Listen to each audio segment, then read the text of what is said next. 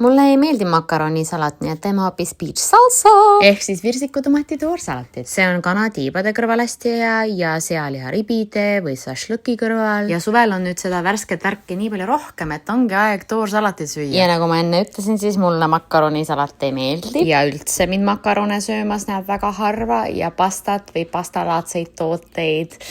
Ma ei tea, mingi korra kuus võib-olla. No lihtsalt ei lähe peale. Aga rohelist, nagu näiteks koriandrit, ma söön hea meelega iga päev. Mida värskem, seda uhkem. Viimasel ajal eriti, kuna farmis saame värsket virsikut nii palju, siis ma panen teda ikka igale poole sisse ka. Muide videos ma seda ei näidanud, aga üldiselt kui ma seda salsat teen, siis ma alati panen hästi natukene seda vahtrasirupit sisse. Maple syrup, mingi pool teelusikat. Maitseainet siia värskele sisse palju pole vaja, ainult natuke soola, pipart ja nii jääbki siuke hea värske maitse ja ongi vaja läbi segada või raputada muud midagi, nii et tehke salatit. Head isu!